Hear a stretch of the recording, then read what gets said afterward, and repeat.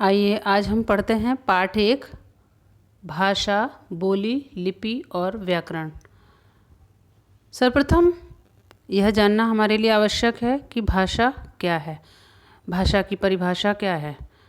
भाषा की परिभाषा है, भाषा वह माध्यम है जिसके द्वारा हम अपने मन के भावों और विचारों को प्रकट करते हैं तथा दूसरों के भावों और विचारों को जानते हैं।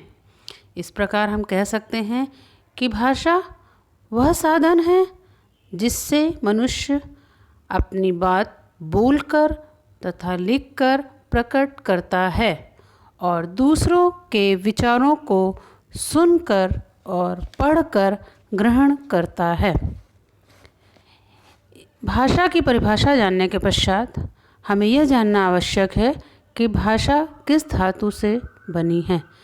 भाषा शब्द संस्कृत की भाष धातु से बना है, जिसका अर्थ है बोलना।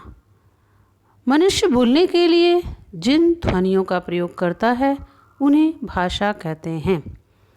इस प्रकार सामाजिक व्यवहार और सामाजिक विकास में विचारों के आदान प्रदान का प्रमुख साधन भाषा है। संसार में अनेक प्रकार की भाषाएं बोली जाती हैं, जैसे संस्कृत, हिंदी, अंग्रेजी, उर्दू, चीनी आदि। इस प्रकार भाषा की परिभाषा को जानने के पश्चात भाषा के रूप को जानना आवश्यक है। भाषा के कितने रूप होते हैं, आइए जानते हैं भाषा के रूप। भाषा के 2 रूप होते हैं, पहला मौखिक और दूसरा लिखित। मौखिक भाषा में कुछ उदाहरण हैं जो नीचे दिए गए हैं। उसमें भाषण देना, वाद विवाद करना, रेडियो पर समाचार सुनना, टेलीफोन पर बातचीत करना आदि। इस प्रकार ये एक व्यक्ति द्वारा बोली हुई बातें या उसके मन के भाव या विचार दूसरों तक पहुंचते हैं और दूसरा उसे ग्रहण करके समझता है।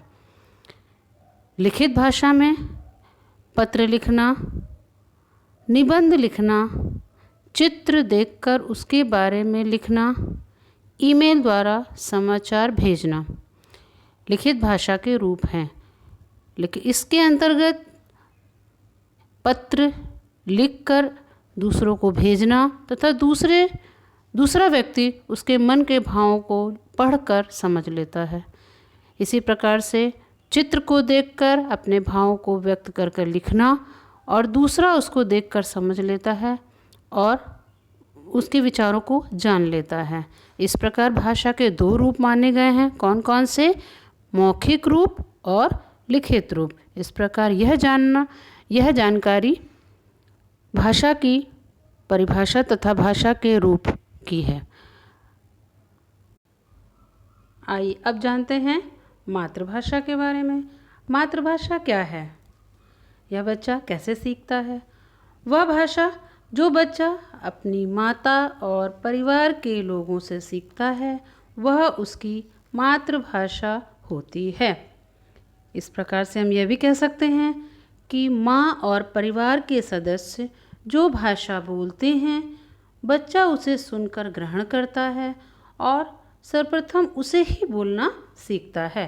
बालक जिस परिवार में जन्म लेता है उसमें बोले जाने वाली भाषा वह सबसे पहले सीखता है और यही उसकी मातृभाषा होती है। आइए अब जानते हैं राजभाषा के बारे में। राजभाषा क्या है? वह भाषा जिसका प्रयोग देश के सरकारी कार्यालयों में काम काज के लिए किया जाता है वह राजभाषा कहलाती है। भारतीय संविधान के अनुच्छेद 343 के अनुसार हिंदी भारत की राजभाषा है। इसे 14 सितंबर 1949 को स्वीकार किया गया था। इसलिए इस दिन को प्रतिवर्ष हिंदी दिवस के रूप में मनाया जाता है। आइए अब जानते हैं राष्ट्रभाषा के बारे में। राष्ट्रभाषा क्या है? राष्ट्रभाषा वह होती है जिसका प्रयोग संपूर्ण राष्ट्र में किया जाता है। इस प्रकार वह भाषा जो किसी देश के अधिकतर निवासियों के द्वारा प्रयोग में लाई जाती है राष्ट्रभाषा कहलाती है। सभी देशों की अपनी अपनी राष्ट्रभाषा होती है। जैसे भारत की राष्ट्रभाषा हिंदी है। हिंदी का विकास अनेक रूपों में हो रहा है। हिंदी अपने देश में प्रथम भाषा और द्वितीय भाषा के रूप में पढ़ाई जा रही है। यह विश्व में सर्वाधिक बोली जाने वाली तीसरी भाषा है। हिंदी भाषा का क्षेत्र उत्तर प्रदेश, हिमाचल प्रदेश, हरियाणा, राजस्थान आदि संघीय क्षेत्रों तक फैला हुआ है। इसलिए हम ये कह सकते हैं कि हिंदी हमारी राष्ट्रभाषा है। आइए अब जानते हैं बोली के बारे में। बोली क्या है? बोली का क्षेत्र बहुत ही सीमित होता है। यह भाषा का वह रूप है जिसे किसी सीमित क्षेत्र में अल्प विकसित भाषा के रूप में बोला जाता है। बहुत ही छोटे छोटे क्षेत्रों में यह बोली जाती है। बोली प्रायः बोलने तक ही सीमित रहती है। यह किसी स्थान विशेष पर ही प्रयोग की जाती है। इसमें लोक कथाओं और लोकगीतों की रचना होती है, साहित्य की रचना नहीं होती है। भारत की अनेक बोलियां जैसे राजस्थानी, अवधी, बुंदेली आदि है। इनमें से बहुत सी बोलियां भाषा के रूप में स्वीकार कर ली गई है। आइए अब जानते हैं लिपि के बारे में। लिपि क्या है और इसका अर्थ क्या है? लिपि का अर्थ है लिखने का ढंग। लिखित भाषा में प्रत्येक ध्वनि के लिए कोई ना कोई चिन्ह निश्चित होता है। इन चिन्हों द्वारा ध्वनियों को लिखने की विधि ही लिपि कहलाती है। इसकी परिभाषा क्या है? आइए जानते हैं इसकी परिभाषा।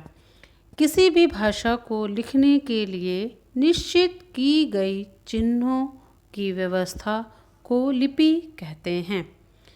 इस प्रकार हम कह सकते हैं कि प्रत्येक भाषा की अपनी एक अलग लिपि होती है और इन्हें लिखने का जो ढंग होता है वह ही लिपि कहलाता है।